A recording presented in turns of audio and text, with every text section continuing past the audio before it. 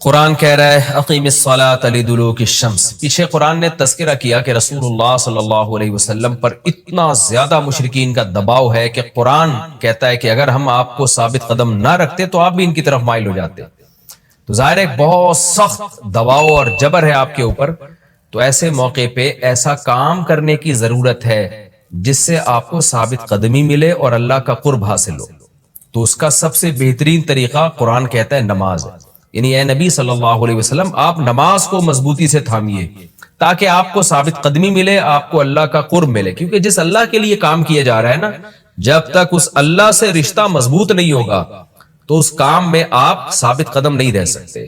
اور اللہ سے رشتہ مضبوط کرنے کا سب سے بڑا ذریعہ نماز ہے.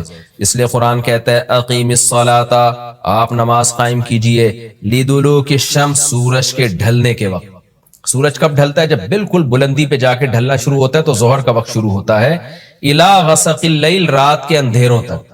یعنی اس میں 4 نمازیں آ گئیں. سورج جب ڈھلتا ہے نا بالکل بلندی پر ہوتا ہے, تھوڑا سا ڈھلتا ہے ظہر کا وقت, مزید ڈھلان پیدا ہوتی ہے عصر کا وقت, مزید ڈھلتا ہے مغرب کا وقت, اور پھر الی غسق اللیل, سورج تو غائب ہو جاتا ہے مغرب کے بعد, پھر رات کے اندھیرے میں یعنی عشاء کا وقت. وقرآن الفجر, اور فجر کے وقت میں, فجر کی تلاوت کے وقت میں. تو قرآن میں اشارہ کر دیا کہ اصل تلاوت کا وقت ہے ہی فجر کا. آج بعض اماموں کو ہم نے دیکھا فجر میں بڑی مختصر تلاوت کرتے ہیں, یہ بالکل غلط ہے. سنت ہے فجر میں طوال مفصل, یعنی سورہ حجرات سے لے کے سورہ بروج تک کی جو لمبی لمبی صورتیں ان کو تلاوت کیا جائے. تو فجر کے قرآن کے وقت بھی آپ نماز قائم کیجئے. ان قرآن الفجر, بے شک فجر کا جو قرآن ہے, فجر میں جو تلاوت ہے, کان مشہودا, اس میں حاضر ہوتے ہیں. کون حاضر ہوتے ہیں؟ حدیث سے پتہ چلتا ہے فرشتے. فجر کا وقت اتنا مبارک وقت ہے جب اس میں امام صاحب قرات کرتے ہیں اور لوگ ہاتھ باندھ کے پیچھے امام کی قرات سنتے ہیں. ایک خاص سکینت نازل ہوتی ہے اللہ کی طرف سے, اور فرشتے بھی اس تلاوت میں نازل ہوتے ہیں. صحیح حدیث سے یہ بات ثابت ہے کہ فرشتے جو تبدیل ہوتے ہیں نا, ان کے آنے جانے کا وقت اور فجر اور عصر میں ہے. وہ جو فجر میں فرشتے آتے ہیں انسان کی حفاظت کے لیے, لہو معقبات من بین یدیہ ومن خلفہ یحفظونہ من امر اللہ. بہت ساری مخلوق اس کائنات میں ایسی ہے جہاں تک سائنس نہیں پہنچی, اور ہو سکتا ہے قیامت تک پہنچ ہی نہ سکے. وہ انسان کی عقل سے بالاتر ہے وہ مخلوق, اور یہ بھی ممکن ہے پہنچ جائے سائنس ترقی کر کے. وہ مخلوق انسان کو نقصان پہنچانے کی کوشش کرتی ہے. تو اس مخلوق سے بچانے کے لیے, جن میں جنات ہیں سر فہرست, ان سے بچانے کے لیے اللہ نے فرشتوں کا انتظام کیا ہے. تو حدیث میں آتا ہے صبح و شام, قرآن سے بھی یہ بات ثابت ہے, صبح و شام فرشتوں کی باریاں چینج ہوتی ہیں اور وہ ہماری حفاظت کے لیے اللہ کی طرف سے متعین ہوتے ہیں. تو ان کی جو حاضری ہے ان فرشتوں کی, وہ فجر کے وقت میں ہوتی ہے. اور یہ بھی حدیث سے ثابت ہے کہ بہت سے فرشتے صرف تلاوت سننے کے لیے زمین پہ اترتے ہیں. تہجد کے بارے میں حدیث میں آتا ہے کہ جب کوئی شخص تہجد میں قرآن کی تلاوت کرتا ہے تو فرشتے آنا شروع ہوتے ہیں اور اس کے جو ہے نا لبوں پہ اپنے منہ کو رکھ لیتے ہیں اس کی تلاوت کو چکھنے کے لیے. اتنا فرشتوں کو لطف محسوس ہوتا ہے تہجد کی تلاوت میں. اور پھر وہ تانتا بناتے بناتے جو ہے نا ایک دوسرے پہ سوار ہوتے ہوتے آسمان کی بلندیوں تک پہنچ جاتے ہیں. تو فجر کی نماز میں بھی یہ فضیلت ہے. تو آگے اللہ فرماتے ہیں کہ اللہ نے فجر کی نماز کی فضیلت کو بیان کیا. آگے اللہ فرماتے ہیں وَمِنَ اللَّيْلِ, یہ تو 5 نمازیں ہو گئیں, یہ تو ساری امت پہ فرض ہیں, لیکن رات کے کچھ حصے میں فَتَہَجَّدْ بِهِ, بھی کا مطلب اس حصے میں آپ نے تہجد پڑھنی ہے, نافلۃ لک, اے محمد صلی اللہ علیہ وسلم یہ آپ کے لیے اضافہ ہے. کیا مطلب؟ یا تو نبی صلی اللہ علیہ وسلم پہ 6 نمازیں فرض تھیں, یعنی 5 فرض کے علاوہ تہجد بھی فرض تھی. تو اس لیے قرآن نے کہہ دیا کہ امت پہ تو 5 فرض ہیں, نافلۃ لک, لیکن یہ تہجد آپ کے لیے اضافی ہے, یعنی آپ پر 6 نمازیں فرض ہیں. ایک مطلب تو یہ بھی ہو سکتا ہے. اور جو علماء اس کے قائل ہیں کہ نہیں نبی پر تہجد فرض نہیں تھی, تو ان کے نزدیک اس آیت کی تفسیر یہ ہوگی کہ یہ آپ کے لیے ایک اضافہ ہے اللہ کے قرب حاصل کرنے کا. یعنی 5 نمازیں تو پڑھنی ہی پڑھنی ہے, لیکن آپ اللہ کے قرب کے لیے ایک اضافی چیز بھی آپ کو دی جا رہی ہے تاکہ آپ کے درجات اور زیادہ بلند ہو. تو ایسی صورت میں یہ صرف نبی کے ساتھ خاص نہیں ہے, کیونکہ خطاب نبی سے چل رہا ہے, اس لیے اللہ نے کہہ دیا آپ کے لیے اضافہ, ورنہ حقیقت میں پوری امت کے لیے یہ اضافہ ہے. آگے اللہ فرماتے ہیں عسیٰ ان یبعثک ربک, امید ہے کہ آپ کو آپ کا رب پہنچا دے مقام محمود تک.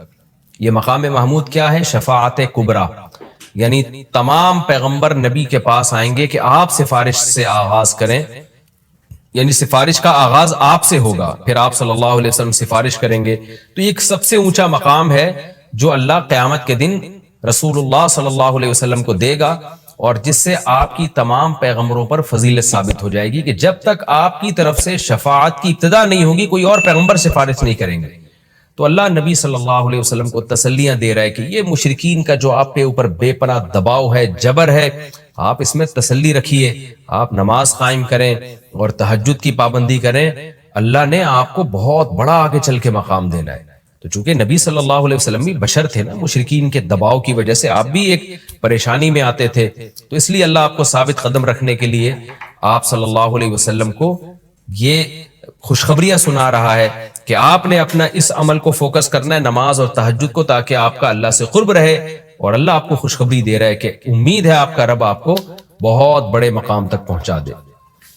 رہا مسئلہ مشرکین کی دھمکیوں کا کہ یہ پوری کوشش کر رہے ہیں کہ آپ کو مکہ سے نکال دیں، تو ہم نے تو بتا دیا کہ یہ خود بھی نہیں پنپ پائیں گے، لیکن آپ نے اللہ سے کیا دعا مانگنی ہے؟ وَقُلْ رَبِّ، کہہ دیجئے اے میرے رب، ادخلنی مدخل صدق، مجھے مکہ میں داخل کیجئے مرغوب داخلہ، اچھا داخلہ، اور مجھے مکہ سے نکالیے بھی اچھے طریقے سے، یعنی اچھا نکلنا ہو میرا، ایسا نکلنا جس کے نتائج اچھے ہوں. اس میں اشارہ ہے کہ آپ صلی اللہ علیہ وسلم کو مکہ سے نکالنے پر مجبور کیا جائے گا، اور ایک وقت آئے گا کہ آپ مکہ سے نکلیں گے. تو اللہ اپنے حبیب صلی اللہ علیہ وسلم کو پہلے سے دعا سکھا رہے ہیں کہ آپ اللہ سے دعا مانگے، اللہ جب میں نکلوں تو میرا داخلہ بھی اچھے طریقے سے ہو اور میرا نکلنا بھی اچھے طریقے سے ہو، یعنی پسندیدہ نکلنا ہو. سوال پیدا ہوتا ہے نکلنے کا عمل تو پہلے ہے اور مکہ میں داخلے کا عمل بعد میں، تو نکلنے کا تذکرہ پہلے ہونا چاہیے کہ اللہ مکہ سے مجھے اچھی طریقے سے نکال، اور مکہ میں مجھے داخل بھی اچھے طریقے سے کرنا. تو داخلے کا تذکرہ پہلے کیوں؟ تو اس میں بلاغت کا ایک نقطہ ہے کہ پیغمبر کا بنیادی مقصد وہ ہدف ہے جو پیغمبر دنیا میں لے کے آئے ہیں، تو اس کی آغاز تو مکہ سے کرنا ہے جس میں آپ کو بھیجا گیا، جو ابراہیم علیہ السلام کا شہر ہے، جہاں بیت اللہ ہے، اسلام کا مرکز تو اس جگہ سے بننا ہے. تو اس جگہ سے اگر نکالنا ہی مقصد ہے تو یہ جگہ تو رہ گئی نا پھر جو ابراہیم علیہ السلام کا مرکز اور ابراہیم علیہ السلام کی دعائیں تھیں. تو اس لیے اصل مقصد تو یہ کہ مکہ میں داخل میں اچھے طریقے سے ہوں، جو پیغمبر کا مقصد تھا دنیا میں آنے کا، مکہ فتح کر کے داخل ہوں، یہاں مجھے غلبہ ملے، اور یہاں میرا جب داخلہ ہو تو ایسا داخلہ جس کو میں پسند کروں. یہ جو ابھی میں مکہ میں کہیں سفر سے جا کے واپس آتا ہوں، یہ داخلہ وہ داخلہ نہیں ہے جو میں چاہتا ہوں. تو چونکہ مکہ سے نکلنا مقصد نہیں ہے، نکالا اس لیے جا رہا ہے تاکہ داخلہ ایک طاقت کے ساتھ ہو اور اچھے طریقے سے داخلہ ہو، اس لیے اس داخلے کا تذکرہ پہلے کیا جا رہا ہے. ہاں وہ داخلہ اس وقت تک ممکن نہیں ہے جب تک مکہ سے ایک دفعہ آپ کا خروج نہ ہو، تاکہ مدینہ میں ریاست بنے اور آپ 10,000 کا لشکر لے کر فاتحانہ انداز سے مکہ میں داخل ہوں، اور جس مقصد کے لیے اللہ نے آپ کو بھیجا تھا وہ مقصد پورا ہو. تو وہ مقصد نکلے بغیر پورا ہو نہیں سکتا، اس لیے نکلنے کا تذکرہ کر دیا. ورنہ اصل مقصد تو یہ ہے کہ اللہ میں مکہ سے نکلنا نہیں چاہتا، میں مکہ میں داخلہ چاہتا ہوں.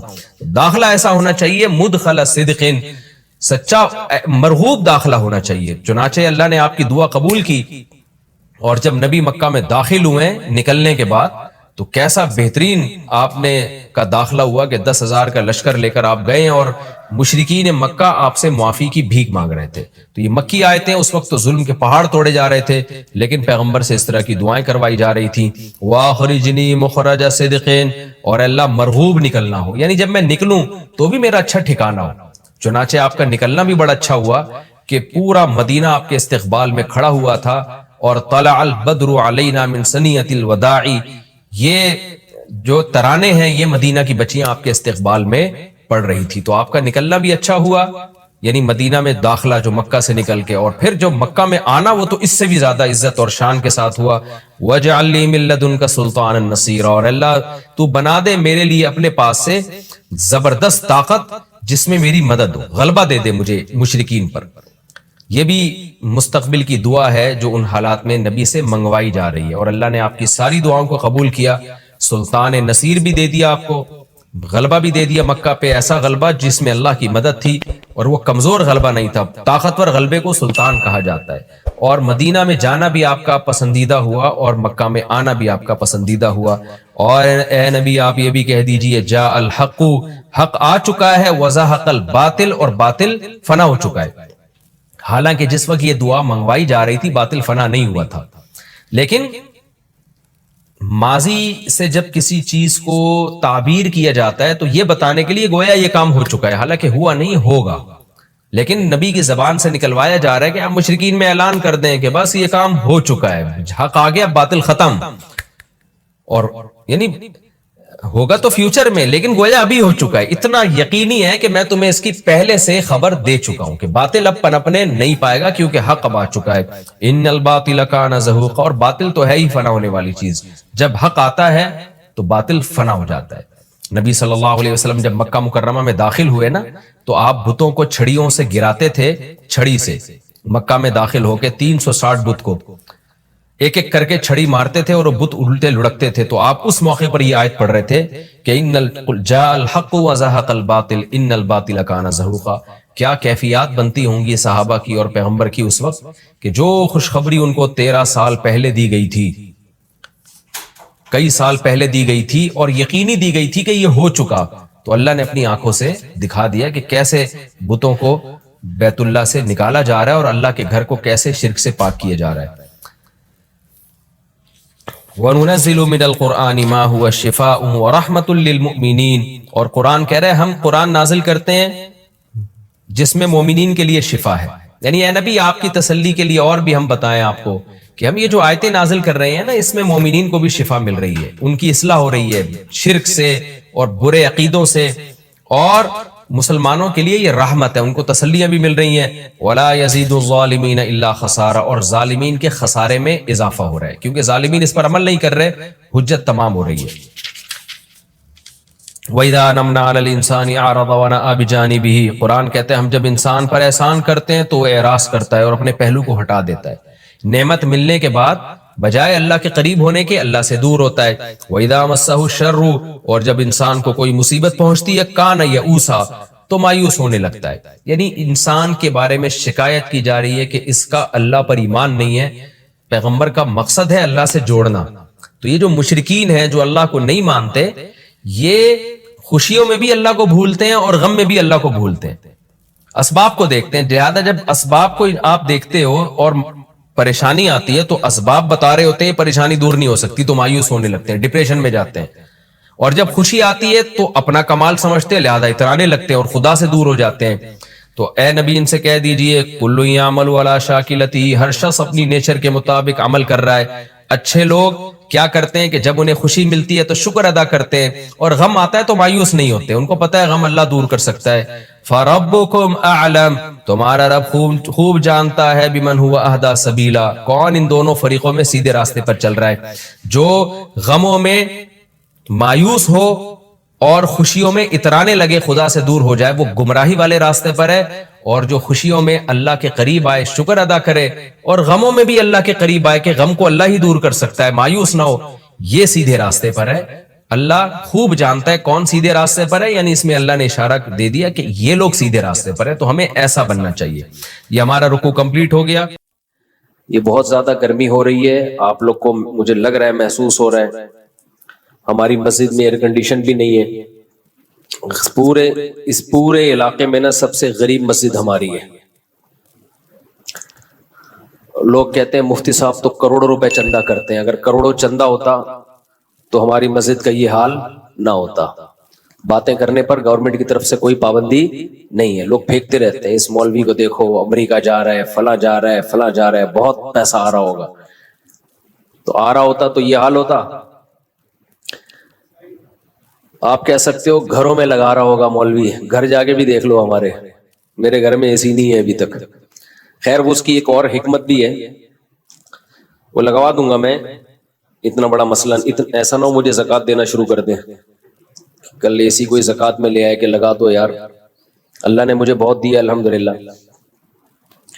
اصل میں مجھے 4 جگہ لگانا ہے.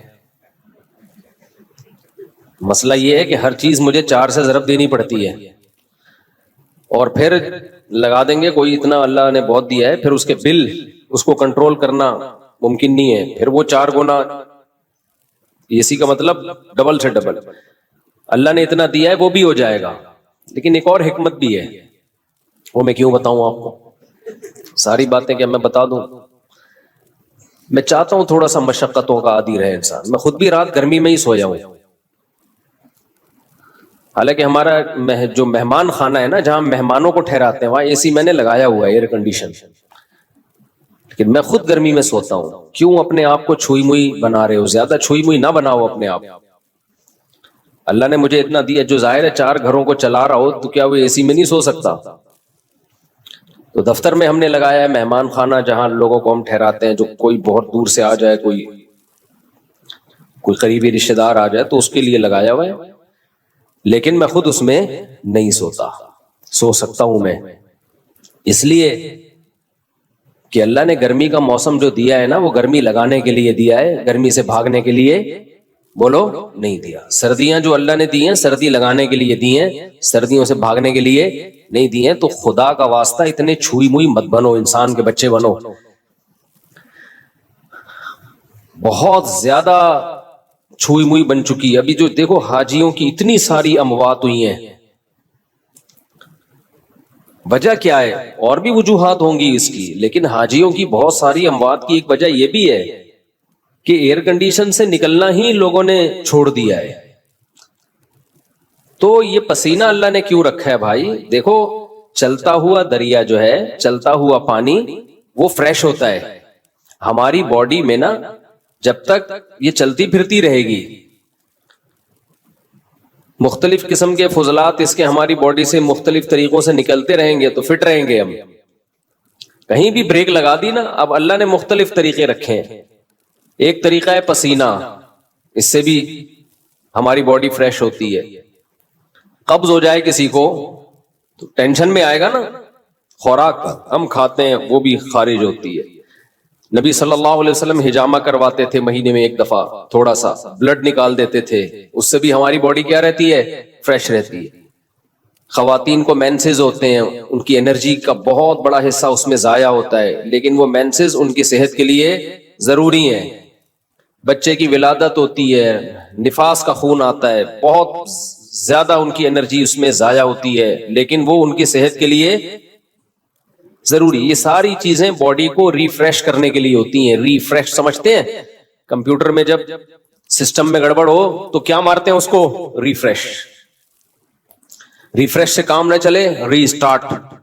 ری اسٹارٹ سے بھی کام نہ چلے, سافٹ ویئر اڑا دو اس کا, دوسرا ڈال دو اس میں. تو پسینہ نکلنا بھی ضروری ہے بھائی, خون نکلنا بھی ضروری ہے. اسی طرح جب شادی ہوتی ہے تو بھی انرجی استعمال ہونا شروع ہوتی ہے, وہ بھی ہماری باڈی کا حصہ ہے. جو لوگ بہت عرصہ اپنی بیویوں سے دور رہتے ہیں, سال 2 سال, ان کے بھی دماغ خراب ہونا شروع ہوتا ہے.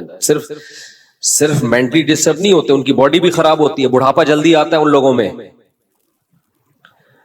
تو اللہ کا بنایا ایک نے, جو عورتیں بچے کی ولادت روک لیتی ہیں وہ بھی جلدی بوڑھی ہو جاتی ہیں, کیونکہ وہ بھی ایک پروسیس ہے اللہ نے رکھا ہے, ان کی انرجی اس طرح سے یوٹیلائز ہو. بچے کی ولادت میں, بلیڈنگ میں وہ انرجی یوٹیلائز ہوگی تو باڈی ریفریش ہوگی. اگر وہ انرجی روک لی جائے کہ جی طاقت استعمال نہ ہو جائے کہیں, تو وہ رکنے سے کیا ہوگا؟ ایسا ہی ہے جیسے پانی میں, تالاب میں پانی رک گیا تو پانی کا بیڑا غرق ہو گیا. پرانا پانی نکلے گا تو نیا پانی بولو آئے گا. تو اس لیے تھوڑا سا اپنے آپ کو مشقت ہو. کل میں سویا نہیں ہوں گرمی کی وجہ سے, پسینے پسینے پسینے پسینے پسینے. ہم نے کہا کوئی بات نہیں, انجوائے کرو اسی کو, ٹھیک ہے, ایسی کی تیسی, سمجھتے ہو, انجوائے کرو انہیں پسینوں کو. تو اس لیے اپنے دیکھو, ہمارے مذہب پہ چلنا اس وقت تک ممکن ہی نہیں ہے جب تک آپ محنت کے عادی نہ ہو. اس وقت تک مذہب پہ چلنا ممکن ہے نہیں, کیونکہ مذہب آپ سے جگہ جگہ آپ کی خواہشات چھڑواتا ہے. تو جو برگر فیملی بچہ ہوگا, جو بالکل ہی چھوئی موئی زندگی گزارے گا, وہ کیسے شریعت پہ چل سکتا ہے؟ شریعت پہ چلنا نفس کی خواہش کی مخالفت کے بغیر ممکن نہیں ہے. بس ایک بات کر کے میں آگے چلتا ہوں، کیونکہ یہ ٹاپک نہیں آپ بولیں گے مفتی صاحب کیا میڈیکل سائنس لے کے بیٹھ گئے ہیں، پسینے پہلے ہی نکل رہے ہیں اور نکال رہے ہیں ہمارے پسینے. دیکھو ایک بات خوب اچھی طرح سمجھو، دنیا میں ٹینشنوں کی دو قسمیں ہیں. ایک ٹینشن جو نیچرل ہے، قدرت نے رکھی ہے، وہ ٹینشن صحت کے لیے اچھی ہے. اس کی علامت یہ ہے کہ وہ سب کو ہوتی ہے. سمجھ رہے ہو نا، اس کی علامت کیا ہے؟ سب کو ہوتی ہے. تو ظاہر ہے ساری انسانیت بیمار تو نہیں ہو سکتی نا. سردی کی ٹینشن یہ سب کو ہوتی ہے کہ نہیں ہوتی؟ جب سردیاں آتی ہیں تو پورے ملک پہ آتی ہے سردی، کسی ایک اکیلے کو نہیں لگ رہی ہوتی، تھر تھر کانپ رہا ہوتا. گرمیوں کی ٹینشن اللہ نے سب کے لیے، تو یہ سب کے مطلب ہے کہ اللہ دینا چاہتے ہیں یہ ٹینشن، یہ آپ کے لیے مفید ہے. کبھی کبھار ہمیں زکام ہو جاتا ہے، یہ سب کو ہوتا ہے. دنیا میں کوئی ایسا آدمی میں نے نہیں دیکھا جس کو کبھی بھی زکام نہ ہوتا ہو. اب یہ چھوٹی سی بیماری جو ہے یہ ہے ٹینشن، لیکن یہ سب کو ہوتی ہے. اسی وجہ سے بہت بڑے ڈاکٹر ہیں آغا خان ہاسپٹل کے، میری ان سے گپ شپ ہوئی، انہوں نے کہا کہ جو ہیلتھ کے اور صحت کے معیارات ہیں نا ان میں نزلہ زکام کھانسی کو شامل نہیں کیا جاتا. یعنی کھانسنے والا نزلے والا آدمی بھی صحت مند ہی ہے. ہاں ایسا نہ ہو کہ کھانستا ہی آ رہا ہو بچپن سے، یعنی کبھی کبھار کھانسی زکام نزلہ، اس سے کیا ہوتا ہے؟ یہ وہ ٹینشنیں ہیں جو آپ کو بڑی ٹینشنوں سے بچا لیتی ہیں، آپ کا امیون سسٹم بوسٹ کر دیتی ہیں. تو ان چیزوں میں پریشان ہونا.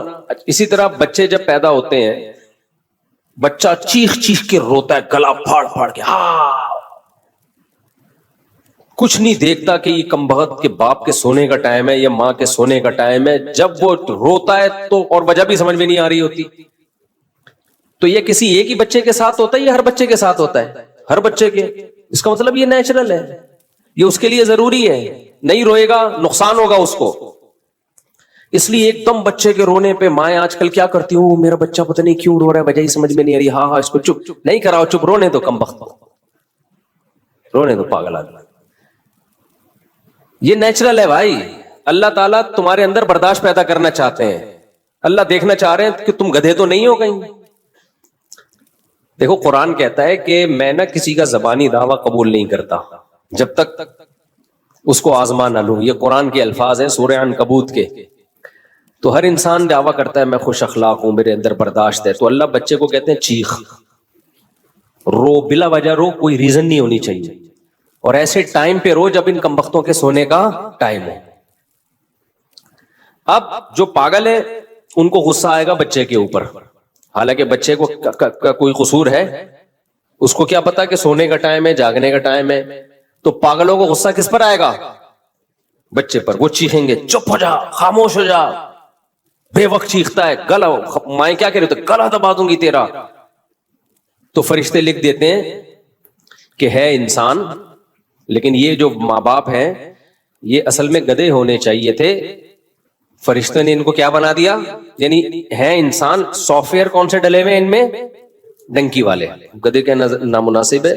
سافٹ ویئر جو ان میں ڈلے ہوئے ہیں وہ کون سے ڈلے ہوئے ہیں؟ ڈنکی کے. اس لیے یہ بہت بہترین معیار ہے کسی کے اخلاق کو جانچنے کا کہ بچے پہ اس کو غصہ آ رہا ہے کہ نہیں آ رہا. اگر بچے پہ آ رہا ہے نا، جو ناسمجھ بچہ ہے، اس پہ غصہ آنا اس کی علامت ہے کہ آپ ادھر سے آؤٹ ہیں. بالغ پہ غصہ آنا بنتا ہے، کیونکہ وہ جو کر رہا ہے جان کے کر رہا ہے، غلط کر رہا ہے. وہ بچے کو کیا پتا بھائی صحیح کیا ہے اور غلط کیا ہے. تو بچے پہ کیوں غصہ آ رہا ہے آپ کو؟ اس کا مطلب آپ اوپر سے فارغ ہیں. آپ کو تکلیف ہونا ایک الگ بات ہے. تکلیف ہوتی ہے کہ بھائی نیند خراب ہو رہی ہے، صبح آفس جانا ہے، دفتر جانا ہے، چلو سمجھ میں آ رہا ہے. غصہ کس بات پہ آ رہا ہے؟ بچے پہ. اس میں تھوڑی اتنی سینس ہے. تو بچے کا رونا یہ نیچرل ہے، سمجھتے ہو؟ ہاں کوئی تکلیف ہو رہی ہے یا بہت زیادہ ہی روئے چلا جا رہا ہے تو ایک الگ بات ہے، لیکن صرف رونے پر پریشان ہونا یہ بیوقوفی ہے. اسی طرح بچوں کو موشن لگنا یہ بھی کیا ہے؟ بولتے کیوں نہیں؟ نیچرل ہے. سب بچوں کو موشن لگتے ہیں، قدرت نے ان کے پیٹ کی صفائی کا یہ سسٹم بنایا ہوا ہے. تو ایک دم پاگل ہو جانا، بچے کو موشن لگ گئے، پاگلوں کی طرح چیخنا، یہ اس کی علامت ہے کہ موشن آپ کو لگنے چاہیے تھے، اصل میں غلطی سے اس کو لگ گئے. ہاں اس میں یہ ہے کہ جو سمجھدار ڈاکٹر ہیں وہ یہی کہتے ہیں، جو چائلڈ اسپیشلسٹ ہیں، کہ کوئی بات نہیں اتنی جلدی اس کو اینٹی بایوٹک کی ضرورت نہیں ہے, اتنی جلدی سیریس لینے کی ضرورت نہیں ہے, اور یہ نیچرل ہے, ہر بچے کو موشن لگتے ہیں, یہ نیچرل ہے بچوں میں. تو ہاں بہت زیادہ نہ ہو جائیں, اور وہ جو ڈاکٹر احتیاطی تدبیریں بتاتے ہیں وہ کرتے رہیں آپ, ORS وغیرہ. میں ڈاکٹر نہیں ہوں, کہیں کسی بچے کو 3 دن سے موشن لگے ہوئے آپ نے اور لگا دیے, اس کا مادہ فاسدہ سارا ہی نکل گیا. وہ حکیم صاحب کا قصہ سناتا ہوں نا میں, کہ مادہ فاسدہ حکیم صاحب نے کہا اس کا نکالو. ایک حکیم صاحب ہر ایک کو موشن کی دوا دیتے تھے, تو عطائی حکیم نا جعلی حکیم ہوتے ہیں, میں نے ایسے حکیم بھی دیکھے ہیں. جو پیشنٹ جائے گا اس کو کہتے ہیں کہ پہلے ہم آپ کو جلاب آور دوا دیں گے, آپ کا پیٹ صاف ہوگا, باڈی نئے سرے سے ریفریش ہوگی, پھر ہم علاج کریں گے. پاگل آدمی تو کیا کر رہا ہے یار, ہر ایک کو موشن. تو اسی طرح ایک حکیم صاحب ہر ایک کو موشن کی دوا دیا کرتے تھے کہ پہلے مادہ فاسدہ نکلے گا, جو فاسد مادہ ہے نا وہ نکلے گا, پھر ہم علاج کریں گے. ایک بہت باریک سا آدمی چلا گیا, لوگوں نے کہا اس میں مادہ فاسدہ ہے ہی نہیں, مادہ ہی نہیں ہے, فاسد کہاں سے ہوگا, تو خدا کے لیے کچھ خیال کرنا. حکیم نے کہا نہیں, ہمارا علاج کا طریقہ یہ ہے کہ پہلے ہم مادہ فاسدہ نکالیں گے, اس کے بعد ہم علاج کریں گے. اس کو جلاب آور دوا دے دی, اس کا مادہ فاسدہ نکلنا شروع ہو گیا. حکیم کو لوگوں نے بلایا, بھائی یہ مر رہا ہے. حکیم نے کہا مادہ فاسدہ ہے, جتنا نکلے اتنا اچھا. یہ بالکل ایسا ہی ہے جیسے ہجامہ کر کے نا, جو ہجامے والے اناڑی کہتے ہیں فاسد خون ہے, جتنا نکلے اتنا اچھا. بھائی یہ غلط بات ہے, یہ ہجامہ والے بھی ایسے ہی کھینچ کے خون نکال رہے ہیں, اور اس پہ سنت کا لیبل لگا دیتے ہیں, پھر اتنا خون نکال دیتے ہیں. جب ان سے بولو کیا کر رہے ہو, کہہ رہے ہیں یہ فاسد خون ہے, فاسد خون ہے. او بھائی جان خون ہے, یہ بلڈ ہے, یہ وہی بلڈ ہے جو رگوں میں دوڑ رہا ہے. پھر چکر آئیں گے, آدمی مر جائے گا, اتنا زیادہ نہیں کرو. جو کیا یار, یہ ایک مستقل ٹاپک ہے. ہر شخص پاکستان میں ہر فیلڈ میں ماہر ہے, اور جب تک کسی چیز میں پورا غلو نہیں ہوتا نا, اس وقت تک منجن بکتا نہیں ہے.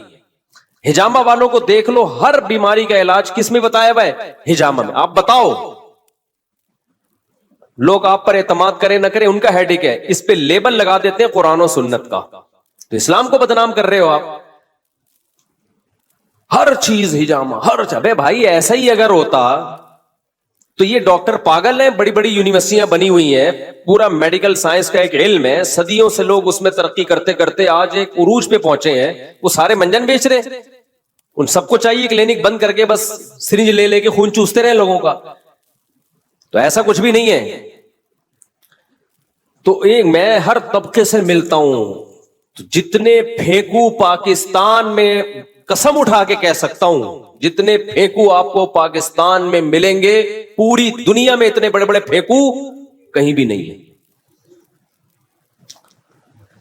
خیر کیا کریں اب, کہاں وہ مادہ فاسدہ نکال کے پھر ہم بیان شروع کرتے ہیں. تو وہ حکیم کو لوگوں نے کہا کہ حکیم صاحب مادہ فاسدہ نکل رہا ہے, مر رہا ہے. انہوں نے کہا مادہ فاسدہ ہے, جتنا نکلے اتنا اچھا. بالآخر اس کا انتقال ہو گیا, قبر میں دفنا دیا. لوگ حکیم کی کلینک پر آئے, اس کے مطب پہ آئے, کیا ہوا ہے بھائی, یہ تو مر گیا. حکیم نے کہا شکر کرو مادہ فاسدہ نکال کے مرا ہے, ساتھ لے کے نہیں گیا قبر میں, فریش ہو کے گیا. کوئی باڈی کے اندر گندگی بولو بالکل صاف ستھرا, نیٹ کلین. تو ایسا نہ ہو کہ بچے کو اتنے ایموشن لگ جائیں کہ وہ سارا ہی مادہ فاسدہ اس کا نکل جائے. اس لیے میں کوئی ڈاکٹر نہیں ہوں, آپ بچے کو چائلڈ اسپیشلسٹ کو دکھایا کریں, لیکن میں صرف ایک آپ کو سمجھانے کے لیے کہ چھوٹی چھوٹی چیزوں پہ جو بہت زیادہ ہم لوگ ایک دم ہائپر ہو جاتے ہیں, مائیں بھی پاگل ہو جاتی ہیں, ہائے کیا ہو گیا, ہائے کیا ہو گیا. کچھ بھی نہیں ہوا بھائی, سب بچوں کے ساتھ رونا پیٹنا بھی ہوتا ہے, چیختے بھی ہیں, چلاتے بھی ہیں, موشن بھی ہوتے ہیں, اور بخار بھی ہوتا ہے بچوں کو. اور بچپن میں جتنا بخار ہو جائے نا وہ زیادہ اچھا ہے. دیکھو شو مارنے کے لیے نہیں کہہ رہا, میں 16-17 سال کی عمر سے لے کے نا مجھے اب تک کتنے وبائیں آتی ہیں, کتنے مسائل ہوتے ہیں. اللہ کا شکر ہے مجھے فیور نہیں ہوتا, اللہ نے بچایا ہوا ہے. اس کی وجہ کیا ہے, مجھے صرف ایک دفعہ فیور ہوا ہے, وہ ہجامے کی وجہ سے. وہ اتنا زیادہ ہجامہ کر دیا تھا, مادہ فاسدہ نکالتے نکالتے میں ہی مرنے لگا تھا. خیر پھر وہ ملیریا نے اٹیک کیا, اور ایک آدھ دفعہ ہلکا پھلکا اور ہو گیا ہوگا. وجہ کیا ہے, ہمیں بچپن میں ڈاکٹر اچھا مل گیا تھا, جب بخار ہوتا تھا نا بچپن میں تو میری والدہ مجھے ایک سرجن کے پاس لے کے جاتی تھی, اور وہ آرمی کے سرجن تھے اور اچھے جنرل فزیشین بھی تھے وہ. تو وہ کیا کرتے تھے, وہ ہمیں ہلکی پھلکی دوا دیتے تھے وہ ڈاکٹر صاحب. ہمارا بخار چلتا تھا 15-20 دن. تو والدہ ان سے کہتی تھی کہ بھائی اس کو جلدی ٹھیک کر دیں. اچھا, سب بچوں کے ساتھ یہی حال تھا, وہ بخار کھینچتے تھے 15-20 دن. تو اب جلدی ٹھیک کرو بھائی. وہ کہتے تھے کہ دیکھو بچوں کا ابھی نا جو امیون سسٹم ہے نا وہ اس وقت ڈیولپ ہو رہا ہے, وہ بن رہا ہے. اگر ابھی سے ان کو اینٹی بایوٹک دے کے ہم بخار کو چلتے رہیں گے نا تو بڑے ہو کر بیماری رہیں گے. پھر ہونے تو کوئی مسئلہ نہیں ہے, 15-20 دن کھینچنے تو اس کو خود ہی ٹھیک ہوگا یہ. تو وہ اس ڈاکٹر کا ہم پر اتنا احسان ہے, میں تو اس کے لیے دعائیں کرتا ہوں. اچھا, پبلک پھر اس ڈاکٹر کے پاس جاتی نہیں تھی, مائیں نہیں جاتی تھی. مائیں کہتی تھی بچہ ٹھیک ہی نہیں ہو رہا. وہ کہتے نہ ہو, کوئی مسئلہ نہیں, کوئی ڈینجرس نہیں ہے, کھینچنے دو, 15 دن 20 دن 1 مہینہ لگ جائے, کوئی مسئلہ نہیں ہے, آرام کراؤ, اسکول کی چھٹیاں کرا دو اس کو. تو اس ڈاکٹر کی کوئی لفٹ نہیں کراتا تھا. ان کے بارے میں مشہور تھا کہ یار ان کے پاس جا کے بندہ ٹھیک نہیں ہوتا. تو ایک اور ڈاکٹر تھے, پھر لوگ ان کے پاس لے جاتے تھے مائیں. ہماری اماں نہیں لے کر گئی ہمیں. ہماری اماں نے کہا بھائی ٹھیک ہے, یہی کھلاتے رہو ہلکا ہلکا. وہ ایک بس لال سا سیرپ دے دیتے تھے, پیناڈول ٹائپ کا ہوتا تھا میرا خیال ہے. تو جو پڑوس میں ایک اور ڈاکٹر تھے وہ بیٹھے ہوتے تھے انجیکشن لے کے نا, ہیوی اینٹی بایوٹک لے کے. ادھر گیا ٹھک بندہ ٹھیک, سمجھ رہے ہیں نا. تو لوگ کہتے تھے یار یہ بندہ ہے ٹھیک, یہ ڈاکٹر کیا ہے, یہ صحیح ڈاکٹر ہے, اس کے پاس جاؤ 2 دن میں بندہ باقاعدہ دوڑنے لگتا ہے. تو یہ خیانت ہے ڈاکٹروں کی. ڈاکٹروں میں بھی دونوں طرح کے ڈاکٹر ہوتے ہیں, اچھے بھی اور برے بھی. اب جو نوٹ چھاپنے کی جس کو فکر ہوگی اس کو اس کی کوئی فکر نہیں ہے کہ یار میں جو اس اتنے سے بچے کو اتنی ہیوی اینٹی بایوٹک دے رہا ہوں اس کے ریزلٹ کیا نکلیں گے. کئی بعض دفعہ تو اینٹی بایوٹک ضروری ہوتی ہیں, تو یہ فیصلہ آپ نہ کریں یا میرے بیان سے فیصلہ نہ کریں کہ کھلانی ہے کہ نہیں, یہ ڈاکٹر ہی فیصلہ کرے گا. لیکن ڈاکٹروں میں بھی یہ بات دیکھنی چاہیے کہ کون سا ڈاکٹر لالچی ہے اور کون سا آپ کی صحت کے ساتھ بولو مخلص. تو میرے اوپر ڈاکٹر کا احسان ہے, انہوں نے مجھے ہیوی ڈوز نہیں دی, انجیکشن نہیں لگائے, اینٹی بایوٹک نہیں دی. اس کا اثر یہ نکلا میں کہاں نہیں گیا, ایسے ایسے علاقوں میں گیا ہوں جہاں انتہائی شدید سردی, اور ایسے ایسے علاقوں میں گیا ہوں جہاں انتہائی شدید گرمی, نزلے بھی ہوتا ہے, کھانسی بھی, زکام, سب کچھ. اس کی نوبت بہت کم آتی ہے کہ بستر پہ لیٹ جاؤ. اب آنا شروع ہو جائے بیان کے بعد تو ایک الگ بات ہے, وہ تو اللہ کی مرضی. کیا خیال ہے؟ تو میں جو اصل بات آپ سے کر رہا ہوں یہ بھی ہمارے مذہب کا حصہ ہے. اپنی باڈی کو بہت زیادہ چھوئی موئی بولو مت بناؤ. پتہ ہے کچھ ٹینشنیں ایسی ہیں کہ وہ ٹینشنیں اٹھانا آپ کی ٹینشن ختم کرنے کا ذریعہ بنتا ہے, اور کچھ ٹینشنیں ایسی ہیں کہ ان سے جان چھڑانا ٹینشن کا ذریعہ بنے گا. ایک چرسی, وہ چرس نہیں پیتا, خوشی ہوتی ہے یہ ٹینشن ہوگی اس کو جب چرس نہیں ملے گی, ٹینشن. لیکن اگر وہ یہ ٹینشن اٹھا لے گا تو ہمیشہ کی ٹینشن جان چھوٹے گی کہ نہیں چھوٹے گی؟ کیا خیال ہے بھائی؟ جو سگریٹ پینے کی ٹینشن, سگریٹ پینے کا عادی ہے, وہ جب سگریٹ نہیں پیے گا تو خوشی ہوگی یا ٹینشن ہوگی؟ ٹینشن ہوگی. لیکن یہ ٹینشن چند دن اٹھا لے تو یہ بہت بڑی ٹینشنوں سے اس کو نجات دے دے, خرچہ بچ جائے گا اس کا. اور وہ جو اس کی سگریٹ نہ ملنے پر طبیعت خراب ہوتی تھی وہ طبیعت خراب ہونا بند. سگریٹ پینے کے بعد جو اس کو سکون ملتا تھا وہ سگریٹ پیے بغیر ہی ملنا شروع ہو جائے گا. کیا خیال ہے بھائی؟ تو جو سکون کے پیچھے بھاگتے ہیں نا ان کو سکون کے علاوہ سب کچھ ملتا ہے. میں نے اور آپ نے یہ دیکھنا ہے کہ اللہ رسول کا حکم کیا ہے, اس کو فوکس کرو گے تو سکون آپ کے پیچھے بھاگے گا. ابھی لوگ سکون مارکیٹوں میں جا کے خریدنے کی کوشش میں, یہ خریدنے والی چیز نہیں ہے, دل اللہ کے ہاتھ میں ہے. نبی صلی اللہ علیہ وسلم نے فرمایا کہ انسان کا قلب بین اصبعی الرحمن, رحمان کی 2 انگلیوں کے بیچ میں ہے, 2 انگلیوں کے بیچ میں, جس طرف کو چاہتا ہے پلٹا دیتا ہے. تو اس لیے ہم نے فوکس کرنا ہے اللہ اس کے رسول کے حکم کو. یہاں ایک اور بات میں آپ سے عرض کروں, ہم سکون تلاش کرتے ہیں کھانے پینے میں, تبھی آج کا مسلمان ہر وقت جگالی کرتا ہے. کیا خیال ہے؟ بولو نا کیا ہو گیا؟ ہر وقت کیا کرتا ہے؟ جیسے بکریاں نہیں ہر وقت کھاتی ہیں, جب نہیں کھاتی ہیں تو پھر ویسے ہی منہ چلتا رہتا ہے. ہماری بکری کو آگے دیکھ لینا کسی وقت, جب کھانا ہوگا تو کھا رہی ہوگی, اور جب نہیں ہوگا نا تو منہ چلا رہی ہوگی، اس کے علاوہ کوئی اور کام ہے، اور مینگنیاں بنا بنا کے نکال رہی ہوگی. ادھر کھائے گی، اتنی مینگنیاں نکالتی ہے نا بکری، کھائے گی نکالے گی ادھر سے مینگنیاں بنا کے، تو دودھ بھی بنا کے نکالتی ہے الحمدللہ. تو انسان بھی نا آج کا سکون کی تلاش میں چاہتا ہے کہ ہر وقت کچھ نہ کچھ کھاتا رہے. یہ مزاج شریعت نہیں ہے، یہ سکون حاصل کرنے کا نیچرل طریقہ بولو نہیں. اگر آپ نے اپنے آپ کو کھانے کا عادی بنا لیا نا، اس سے آپ کی ٹینشن ختم نہیں ہوگی، اس سے آپ کی ٹینشن بڑھ جائے گی، اور کھانے کو دل کرے گا، اور کھانے کو دل کرے گا. تھوڑی دیر کچھ نہیں ملا پھر دل چاہے گا، کسی کام کے نہیں رہو گے، بیڑا غرق ہو جائے گا.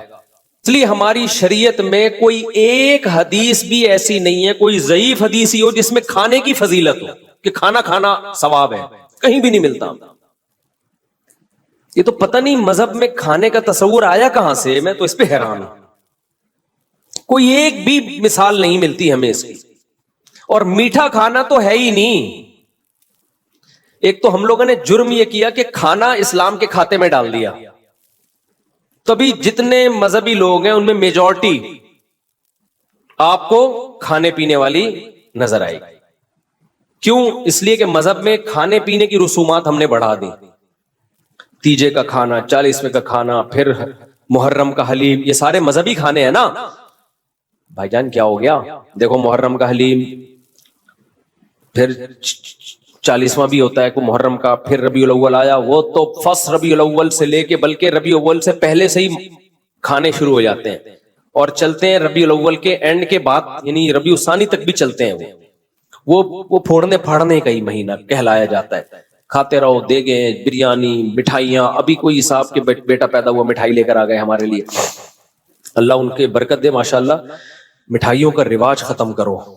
سمجھتے ہو یہ مٹھائی جو ہے ہمارے مذہب سے میچ نہیں. ہمارے مذہب سے پتہ ہے کیا چیز میچ کرتی ہے؟ گوشت، جس سے وزن نہیں بڑھتا. ہمارے نبی نے بچہ پیدا ہونے پر مٹھائی کا حکم دیا یا بکرا کاٹنے کا حکم دیا ہے؟ بولتے کیوں نہیں؟ گوشت. تو ہمارے نبی تو ہمیں گوشت خور بنانا چاہتے ہیں جس سے وزن بڑھتا نہیں ہے، اور ہم کیا کرتے ہیں؟ ہر خوشی پہ کیا کر رہے ہوتے ہیں؟ مٹھائی. تو ہم لوگوں کو لڈو بنانا چاہتے ہیں. کیا خیال ہے بھائی؟ ہم لوگوں کو کیا بنانا چاہ رہے ہیں؟ لڈو. 3 میٹھے ہیں جو شریعت میں جس کی فضیلت ہے کہ انجیر ہے، جس کا اللہ نے قرآن میں بڑا زبردست ذکر کیا. انجیر میں جس ٹائپ کا گلوکوز ہوتا ہے وہ ایک الگ ٹائپ کا ہے، جو ڈاکٹر اس کو الگ نام دیتے ہیں اس. دوسرا ہے شہد، اس میں بھی ڈیفرنٹ ٹائپ کا گلوکوز ہوتا ہے. اور تیسری چیز ہے کھجور، اس میں دونوں طرح کا گلوکوز ہوتا ہے. تو اس کے علاوہ تو ہمیں نہیں ملتا کوئی. ادھر سے آپ صلی اللہ علیہ وسلم نے کوئی جلیبی کبھی کھائی ہو، یا کبھی آپ صلی اللہ علیہ وسلم نے برفی کھائی ہو. مٹھائیوں کے نام ہیں ہی نہیں. کھا لیں آپ، ہم بھی کبھی کبھار کھا لیتے ہیں، اس پہ مذہب کا لیبل بولو. یہ میرا بیان جو ہے نا، آپ کہیں گے مفتی صاحب کس ٹائپ کا بیان لے کے بیٹھ گئے ہو آپ.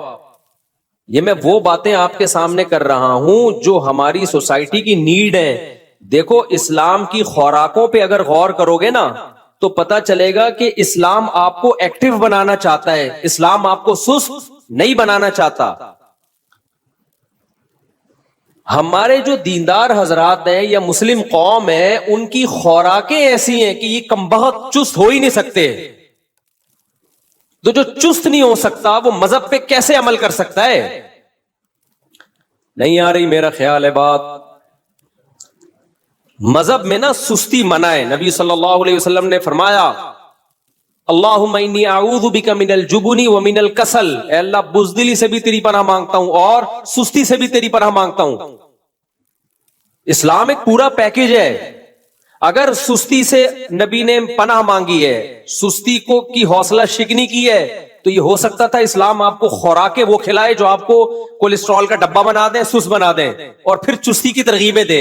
اس کا مطلب دیکھو ایک ڈاکٹر ورک شاپ کروا رہا ہو اور آپ کو ایکٹیو رہنے کے طریقے بتا رہا ہو اور پھر ہر ایک کے سامنے رسگلے کے ڈبے لا کے رکھ دیے ہوں, تو آپ کہیں گے ڈاکٹر صاحب آپ کی باتوں میں اور آپ کے ایٹیٹیوڈ میں تضاد ہے, یہ دونوں آپس میں ملتی نہیں. اور آسان مثال, ایک ڈاکٹر آپ کو کینسر کے خلاف موٹیویٹ کر رہا ہو, سمجھا رہا ہو کینسر بہت خطرناک ہے, کینسر سے دور بھاگو, کینسر سگریٹ سے ہوتا ہے, کینسر موٹاپے سے ہوتا ہے, کینسر فلانی چیز سے ہوتا ہے, کینسر ڈمکانی چیز سے ہوتا ہے, اس کے بعد پھر سٹا لگا رہا ہے بیٹھ کے, اور آپ کا ایک ڈبہ آپ کو بھی پکڑا ہے گولڈ لیف, یہ لیجیے کیٹو کنگ سائز فلٹر, ہمارے دور میں یہی ایڈ آتے تھے, اب پتہ نہیں کیا آ رہے ہیں, یہ کھائی. آپ بولو گے ڈاکٹر صاحب وہ کیا تقریر تھی وہ جو آپ گھنٹوں سے کر رہے تھے؟ تو ڈاکٹر کیا, اصل میں مجھے لیکچر کے پیسے ملتے ہیں, تو لیکچر تو میں نے دینا ہے بھائی, اس لیکچر کے تو مجھے پیسے ملتے ہیں تو وہ تو میں نے دینا تھا, تو اس لیے باقی اب یہ ہمارا آپس کا معاملہ ہے, ہم سگریٹ پیتے ہیں کہ نہیں پیتے. تو آپ بولو گے ٹھیک ہے, پھر آپ ایک ایز اے لیکچرار بہت ایک اچھے ہیں, آپ ایز اے موٹیویشنل اسپیکر آپ کی 2 ٹکے کی حیثیت نہیں ہے, آپ تو لوگوں کو ڈی موٹیویٹ کر رہے ہیں.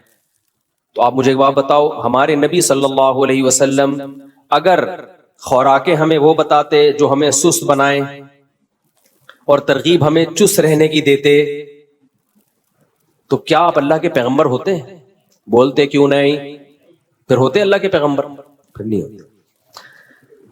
آپ کو پتا ہے یہ جو کھانا پینا ہے نا, یہ ہمارے مذہب کا بہت اہم ٹاپک ہے, یہ ہلکا نہیں ہے. نماز روزہ تو ہے ہی, اسلام کے 5 ارکان وہ تو ہیں ہی, لیکن نماز روزے پر آنے کے لیے اور اپنی زندگی میں شریعت کو لانے کے لیے اور بھی کچھ پیکج دیے پیغمبر صلی اللہ علیہ وسلم نے. جب تک ان پیکجز کو ہم اختیار نہیں کریں گے, اسلام پہ چلنا ہمارے لیے ممکن نہیں ہوگا. اس کی مثال میں آپ کو دیتا ہوں, اسلام میں بے جا غصہ, بلا وجہ غصہ, یہ ہر وقت توے پہ بعض لوگ جیسے بیٹھے رہتے ہیں نا غصے میں, یہ اچھی خصلت ہے یا بری خصلت ہے؟ قرآن کہتا ہے والکاظمین الغیظ, نیک لوگ غصے کو کیا کرتے ہیں؟ پیتے ہیں. اب ایک طرف اسلام کہہ رہا ہے کہ غصہ بری چیز ہے, کبھی کبھار تو ٹھیک ہے, ضرورت بھی ہوتی ہے, وہ نیچرل بھی ہے, بلا وجہ چھوٹی چھوٹی باتوں پہ ایک دم ناک پہ مکھی بٹھا کے رکھنا ہر وقت. بعض لوگوں کی عادت ایسی ہوتی ہے جیسے ابھی ایک دھماکے سے پھٹ جائیں گے وہ نا, تو یہ بری خصلت ہے. کیا خیال ہے؟ تو جب بھی کوئی عالم بزرگ غصے کا علاج کرے, جس کے پاس آپ جاؤ, تو وہ غصے کے دونوں پہلوؤں پہ غور کرے گا کہ ایسا تو نہیں ہے کہ آپ کو غصہ کسی روحانی وجہ سے آ رہا ہو, آپ میں تکبر ہے. غصہ جس کو زیادہ آتا ہے نا, 2 وجوہات ہوتی ہیں, ایک روحانی وجہ کا مطلب اس میں تکبر ہے, اس کے اندر اس کو یہ غلط فہمی ہو گئی ہے کہ میں بہت نیک ہوں. بعض لوگوں کو اپنے بارے میں یہ خوش فہمی ہو جاتی ہے کہ میں بہت بولو نیک ہوں. یہ بہت بڑی بیماری ہے, اور یہ ان لوگوں کو زیادہ ہوتی ہے جو مشہور ہوتے ہیں, جیسے ہم لوگ, جن کے لوگ ہر وقت تعریفیں کرتے رہتے ہیں, مفتی صاحب آپ اتنے اچھے, آپ اتنے اچھے. تو بعض دفعہ آدمی کو اپنے بارے میں وہم ہوتا ہے شاید واقعی میں بہت اچھا ہوں, یہ ہو جاتا ہے. یہ بہت خطرناک بیماری ہے. اس کا نقصان یہ ہوتا ہے کہ پھر اگر کوئی آپ سے غلطی ہوتی ہے نا, اور کوئی کہتا ہے آپ سے یہ غلطی ہوئی, تو آدمی کی کھوپڑی گھومتی ہے. وہ کہتا ہے میں کیسے, مجھے تو اتنے لوگ میرے ہاتھ چومتے ہیں, وہ بھی مجھے اچھا کہہ رہا تھا, وہ بھی اچھا کہہ رہا تھا, وہ بھی اچھا, تو یہ میں کیسے؟ بھائی دل چاہ رہا تیرے رکھ کے میں تھپڑ لگاؤں. بھائی جتنا بھی اچھا ہو جائے, یہ کسی کتاب میں لکھا ہوا ہے کہ اب آپ سے کوئی غلطی نہیں ہو سکتی؟ یہ کسی کتاب میں لکھا ہوا ہے؟ لکھا ہوا بھی ہوتا تو وہ کتاب میں غلط لکھا ہوا ہے, اس کا مطلب ہے, ٹھیک ہے نا. تو یہ جن لوگوں کو ایسے غصہ آتا ہے نا, یہ روحانی مسئلہ ہے ان کے ساتھ. ان کو اپنے بارے میں بل الانسان علی نفسہ بصیرہ, قرآن کہتے ہیں انسان اپنے بارے میں باخبر ہوتا ہے, اس کو پتا ہوتا ہے میں کتنے پانی میں ہوں, لیکن وہ اپنے بارے میں اپنی رپورٹ کے بجائے دوسروں کی رپورٹوں پہ اعتماد کرتا ہے. لوگ کہہ رہے ہیں بھائی بہت اچھا, تو وہ اپنے بارے میں خوش فہمی میں. یہ بہت مسئلہ مذہبی اسکالرز کے ساتھ بھی ہوتا ہے, اور جو بھی اس طرح کے ذرا مشہور لوگ ہوتے ہیں نا, ان کے بگڑنے کے چانس زیادہ ہوتے ہیں. وہ وہم ہو جاتا ہے کہ میں بہت, ایک صاحب تھے, انہیں کوئی بوڑھا بھی ذرا سی نصیحت کرتا نا, تو وہ بہت غضبناک ہوتے ہیں. یہ بھی نہیں دیکھتے کہ یار بوڑھے کا تو تھوڑا سا, یہ عمر میں آپ سے زیادہ ہے, ٹھیک ہے علم میں نہیں ہوگا, لیکن عمر کا بھی تو کوئی خیال ہوتا ہے نا. ایک نوجوان عالم کو جب کوئی بوڑھا تنبیہ کر رہا ہو, تو اس عالم کو اپنے علم کو ایک طرف رکھ لینا چاہیے, اس بوڑھے کے بڑھاپے کا خیال کر لینا چاہیے کہ یار بڑے بزرگ ہیں, چھوڑو ڈانٹ کھا لو تھوڑی دیر کے لیے. تو وہ جو ان عالم کو نا بہت زیادہ غصہ آتا تھا, کوئی بھی نصیحت کرے بہت زیادہ غصہ آتا تھا. تو میں بڑا پریشان تھا کہ یار ان مولانا کو ہو کیا گیا ہے, کوئی ذرا سی بات کرتا ہے ایک دم ایسے, اور بات بھی صحیح کر رہا ہوتا ہے وہ. تو کسی نے بڑا اچھا تبصرہ کیا, انہوں نے کہا اصل میں ان مولوی صاحب کو اپنے بارے میں یہ وہم ہو گیا ہے کہ میں بہت نیک, بعض دفعہ ہو جاتا ہے انسان ہے, تو یہ وہم دور کرنے کی ضرورت ہے کہ حضرت آپ کو بہت زیادہ نیک نہیں ہے, ایسے ہی ہیں جیسے سب لوگ ہوتے ہیں. اب اس کا مطلب یہ نہیں کہ آپ علماء کو جا کے بتانا شروع کر دیں حضرت آج ہمیں پتہ چلا آپ اتنے ہیں نہیں. تو آپ کا کام علماء سے عقیدت محبت ہی ہے, سمجھ رہے ہو. ہاں کوئی واضح غلطی نظر آئے 2 اور 2 4 کی طرح, تو اس پہ ایک دفعہ تنبیہ کر دی جائے, لیکن خود عالم کی تو ذمہ داری ہے نا وہ اپنے بارے میں غور کرے, حد سے زیادہ خوش فہمی میں مبتلا نہ ہو. تو غصہ ختم کرنے کا ایک روحانی بھائی یہ وجہ ہے. تو جو بزرگ ہوں گے, سچی مچی کے بزرگ ہوں گے, وہ آپ کے اس ٹیکنیکل فالٹ کو دور کریں گے, آپ کے اندر سے خود پسندی کو ختم کریں گے کہ بھائی نارمل رہو, جیسے سارے ہیں نا ایسے ہی بن کے رہو. دوسرا, غصے کا بعض دفعہ سبب کوئی روحانی سبب نہیں ہوتا, جسمانی سبب ہوتا. آپ بلڈ پریشر کے مریض ہیں تو ظاہر ہے آپ کو بات بات پہ بولو غصہ آئے گا. تو جو اللہ والے بزرگ ہوں گے وہ آپ کے غصے کے علاج کے لیے یہ بھی کہیں گے کہ بھائی ڈاکٹر کو بھی دکھاؤ, کوئی جسمانی بیماری تو نہیں ہے کہ ہر تھوڑی دیر کے بعد آپ کی رگ پھڑکنا شروع کر دیتی ہے, بیٹھے بیٹھے ایسا لگتا ہے جیسے کسی نے نیچے سے چولہا جلا دیا ہو. کیا خیال ہے بھائی؟ بعض لوگ ہوتے ہیں بیٹھے بیٹھے نا ایسا لگتا ہے کوئی چولہا جلا کے چلا گیا ہے, آرام سے بیٹھے ہوئے تھے ایک دم پتہ نہیں کیوں پھٹکنا شروع ہو گئے. ہوتا ہے کہ نہیں ہوتا؟ تو وہ کیا ہے بھائی, یا تو بلڈ پریشر کی بیماری ہے, یا اعصابی کمزوری ہے, پٹھے کمزور ہو گئے ہیں, مسل کمزور ہو گئے ہیں, برداشت ختم. بڑھاپے میں غصہ زیادہ آتا ہے, تبھی تو اللہ نے بوڑھے والدین کے بارے میں کہا کہ اگر وہ جھڑکیں تو آگے سے اف مت کرو, کیونکہ بوڑھے ہو گئے ہیں, اب ان میں برداشت ختم ہو گئی ہے. تو غصے کا آپ کی صحت سے بہت گہرا تعلق ہے. تو اب مجھے ایک بات بتاؤ, جو یہ چاہتا ہے کہ میں جنت میں جاؤں اور بلا وجہ غصہ نہ کروں, تو شریعت کے اس حکم پہ چلنے کے لیے اس کو اپنا روحانی علاج بھی کرانا پڑے گا. روحانی سے وہ ٹوپی ڈراموں والا عاملوں کا نہیں, ان کو تو خود علاج کی ضرورت ہے. تو اب مجھے ایک بات بتاؤ, جو جہنم سے بچنا چاہتا ہے اس کو اپنے غصے پہ کنٹرول کرنا پڑے گا کہ نہیں پڑے گا؟ تو کیا اس کے لیے صرف روحانی علاج, یہ روحانی سے مراد تکبر ختم کر دے, دنیا کی محبت ختم کر دے, صرف یہ کافی ہوگا؟ یہ جسمانی علاج کی بھی ضرورت ہے کہ نہیں ہے؟ یقیناً ہے, جسمانی علاج کی بھی ضرورت ہے. تبھی تو ہمارے نبی صلی اللہ علیہ وسلم نے عبادت میں اعتدال کا حکم دیا, فرمایا تمہاری جان کا بھی تم پر حق ہے. بعض صحابہ پوری رات نماز پڑھتے تھے تو نبی نے ان کو منع کیا. وجہ اس کی کیا ہے؟ بھائی آپ کی صحت خراب ہوگی تو آپ کا گھر والوں کے ساتھ ایٹیٹیوڈ خراب ہوگا, آپ ڈپریشن میں کوئی الٹا کام کرو گے جا کے. فوجیوں میں دیکھو نا رات کو ٹائم پہ سلایا جاتا ہے, وہ سلانا بھی گورنمنٹ کی طرف سے پابندی ہے, سوئے گا تو, ان کو پتا ہے نہیں سوئے گا صبح اٹھ کے کیا کرے گا. جو جنگ لڑنے والے ہوتے ہیں یا جہاں بھی سیکیورٹی کا مضبوط نظام ہوتا ہے نا, تو اس میں ملازمین کو سلانا بھی پابندی ہوتی ہے. سونا ہم جب مدرسے میں پڑھتے تھے نا تو ہم پہ یہ بھی پابندی تھی کہ آپ نے اتنے بجے لازمی سو جانا ہے.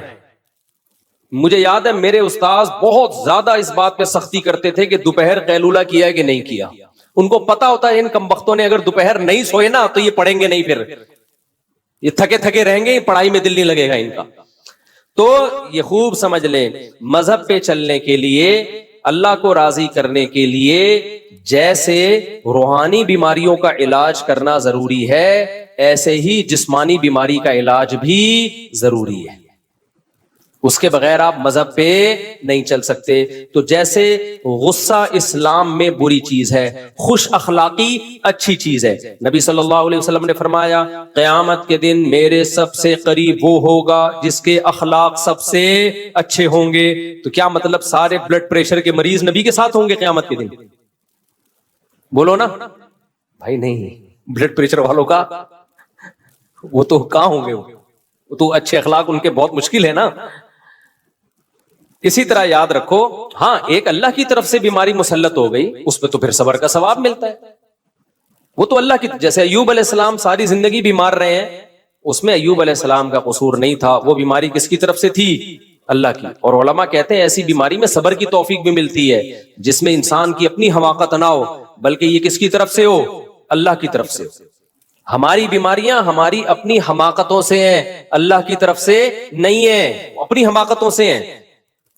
تو اب میں یہ اتنی لمبی تمہید کے بعد آپ سے عرض کر رہا ہوں کہ اسی طرح جیسے اسلام میں غصہ حرام ہے، بد اخلاقی حرام ہے، اسی طرح اسلام میں سستی بھی کیا ہے؟ بولو، حرام. سست آدمی نماز پڑھ سکتا ہے؟ نہیں. فجر میں دیکھ لو، فجر میں کسی بھی مسجد میں پکے نمازیوں کا ریشو دیکھو، عام لوگوں کی بات نہیں میں کر رہا، کتنے تھوڑے نمازی ہوتے ہیں. تو یہ کیا اس کی علامت ہے کہ اتنے جو تھوڑے نمازی ہیں یہ اس لیے ہیں کہ قوم چست بہت ہے، ایکٹیو بہت ہے. نمازیوں سے نہیں اٹھا جاتا، نمازیوں سے فجر میں نہیں اٹھا جاتا. کیوں؟ سست ہیں. اور بہت سارے کام ہمارے دیکھ لو، ایک کام نہیں ہے، صرف نماز پڑھ کیسے رہے ہوتے ہیں؟ ایسے پڑھ رہے ہوتے ہیں. ایک صاحب کو میں نے دیکھا نماز پڑھ رہے ہیں، ایک ٹانگ پہ پورا زور، پھر تھوڑی دیر میں یہ والی ٹانگ ہلکی، دوسری. ابے تجھ سے سیدھا کھڑا نہیں ہوا جا رہا یار، اللہ کے سامنے تم کھڑے ہو، اتنی سستی. یہ سستی ہے نا بھائی. سست آدمی کبھی سیدھا کھڑا ہو سکتا ہے؟ بولو، وہ ٹیڑھا میڑا ہی ہوگا. ہمارے شیخ حضرت مفتی رشید احمد صاحب رحمہ اللہ جب بیان کرتے تھے نا تو ٹیک لگا کے نہیں کرتے تھے، حالانکہ ان کی عمر 75-76 سال میں بھی ایسے کمر سیدھی رکھ کے بیٹھتے تھے یوں، اور کوئی ٹیڑھی کمر کے ساتھ بیٹھا ہوتا تھا یوں کر کے اس کو ڈانٹ کے سیدھا کر دیتے تھے. حضرت کو ہم نے نہیں دیکھا کبھی سیڑھیوں سے اترتے ہوئے سہارا لیا ہو، سیڑھیوں پہ چڑھتے ہوئے بھی ایسے ٹھک کر کے جاتے تھے. آج کیا ہے، پہلی منزل پہ جانا ہے لفٹ کے ذریعے جا رہا ہے. بھائی 2 سیڑھیاں چڑھ لے، یہ بہت ضروری ہے تیرے لیے، تھوڑے سے گھٹنے ایکٹیو رہیں گے نا. ابھی ایک کارپینٹر کو میں نے اپنے گارڈ کے ساتھ انڈا موڑ بھیجا. یہ انڈا موڑ یہ جہاں سے انہیں قریب ہی ہے، میرا خیال ہے 1.25 کلومیٹر ہے یہ. وہ کارپینٹر آدھے راستے میں بیٹھ گیا کہ تھوڑا ریسٹ کرنے دو. 1.25 کلومیٹر چلنے کے لیے کتنا ہے؟ 100 میٹر نہیں، 100 میٹر سے تھوڑا زیادہ. چلے اس پہ ہم بعد میں ڈسکس کریں گے. وہ بیٹھ گیا بیچ میں، جوان آدمی. تو یہ قوم کی حالت ہے، تو یہ جہاد کرے گی؟ یہ جہاد کرے گی؟ تو سستی اسلام میں بری چیز ہے. چستی کیا ہے؟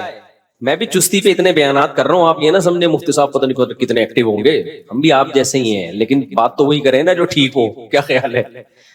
تو اب مجھے ایک بات بتاؤ، جب ہمیں صحابہ میں کوئی سست نہیں ملتا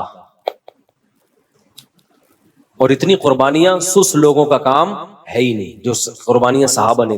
خالد بن ولید نے روم اور فارس کے بخی ادھیڑ کے رکھ دیے تھے. ہمارے مجاہدین جو ماضی میں ہم لوگوں نے دنیا فتح کی ہیں، فرانس تک پہنچ چکی تھی ہماری فوجیں، اور ادھر فتح کرتے کرتے شام، اور ادھر ایسٹ کی طرف انڈونیشیا، ملیشیا، یہ ساری اسلامی سلطنتیں یہ تو بہت پہلے اسلام میں داخل ہو چکی ہیں. کابل تک مسلمان فوجیں حضرت عثمان کے دور میں آ چکی تھیں، وہاں صحابہ کی قبریں ملتی ہیں. ازبکستان، آذربائیجان، یہ سب حضرت عثمان کے دور میں فتح ہو چکا تھا. تو یہ سست لوگوں کا کام ہو سکتا ہے؟ اگر نبی صلی اللہ علیہ وسلم صحابہ کو ربیع الاول کے حلووں پہ ڈال کے چلے گئے ہوتے کہ تم محرم میں اتنا حلیم کھایا کرو، ربیع الاول میں اتنی دیگیں کھایا کرو، جب بچہ پیدا ہوا کرے تو مٹھائی کے اتنے ڈبے کھا لیا کرو، تو آپ مجھے بتاؤ روم اور فارس اور آذربائیجان، ازبکستان یہ فتح ہوتے؟ بولو نا. تو مذہب پہ چلنا ممکن ہی نہیں ہے سست آدمی کے لیے, سمجھ رہے ہو نا. اس سے فجر میں اٹھا جائے گا, اٹھ کے آئے گا تو ایسے لگے گا جیسے قبر سے کسی نے مردہ اکھاڑا ہوا ہے. آپ دیکھ لو نا, جو سست بچے ہوتے ہیں آپ ان کو اٹھاؤ تو صحیح, ایسے مرے ہوئے آ رہے ہوتے ہیں جیسے تجھے پھانسی کے پھندے کی طرف لے کے جا رہے ہیں, ہم پھانسی گھاٹ کی طرف لے کے جا رہے ہیں. پھر آگے بیٹھے گا تو وضو خانے میں بیٹھ جائے گا, وہیں جھومتا رہے گا بیٹھ کے. پھر وضو خانے سے اس کو اٹھاؤ گے, آگے کھڑا ہوگا, پھر عجیب اسٹائل سے کبھی ایک پاؤں پہ سہارا لے کے ادھر کبھی ادھر, کبھی پھر ناک میں کھجا رہا ہے, کبھی کان میں انگلی گھما رہا ہے. نہ نماز میں خشوع و خضوع, نہ وضو تمیز سے ہوگا اس کا, عجیب. تو یہ کیا ہے بھائی, یہ کسی کام کا نہیں ہے, یہ امت پہ بوجھ ہے, یہ نمازیوں کو بدنام کر رہا ہے. بوڑھا امام ہوتا ہے نا, بوڑھا امام, وہ بیچارہ سمجھ میں آتا ہے کہ رکوع میں گیا دیر, اللہ اکبر کہہ دیا اور رکوع میں جانے میں دیر ہو گئی, سجدے میں جانے میں دیر ہو گئی, سجدے سے اٹھنے میں دیر ہو گئی. بوڑھے ہوتے ہیں وہ تو مجبور ہیں بیچارے, بڑھاپے میں ہو جاتے. میں نے جوان امام دیکھے سجدے میں جا رہے ہیں, اللہ اتنا لمبا اللہ اکبر کہ پبلک سجدے میں پہلے پہنچ چکی ہے, امام صاحب ابھی راستے میں پہنچے. یار آپ تو 30-35 سال کے ابھی ینگ ہو, آپ اتنا لیٹ پہنچ رہے ہو, سردے میں اتنا لیٹ پہنچ رہے ہو. اور چلو شادیوں میں دولہا اپنی شادی میں لیٹ آتا ہے, میں تو نکاح پڑھاتا ہوں نا یہاں, دولہا لیٹ آدھا گھنٹہ 1 گھنٹہ. میں کہتا ہوں جس کمبخت کو اس کی شادی موٹیویٹ نہیں کر سکی ٹائم پہ پہنچنے کے لیے, وہ باقی کون سے کام ٹائم پہ کرے گا؟ یا تو بیزار ہے, تیری پسند کی شادی نہیں ہو رہی, یا تو سست ہے کہ پسند کا کام بھی اتنی سستی سے ہو رہا ہے. یہی وجہ ہو سکتی ہے نا بھائی تیری. کبھی چلو حادثہ بھی ہو جاتا ہے, ٹریفک جیم ہے, کوئی مسئلہ ہو گیا, لیکن نارملی بھی لوگ یہی کر رہے ہوتے ہیں. ہم بیٹھے ہوئے ہیں نکاح پڑھانے, ہم ٹائم پہ پہنچے ہوئے ہیں, حالانکہ میری نہیں ہو رہی شادی, پھر بھی میں ٹائم پہ پہنچا ہوا ہوں.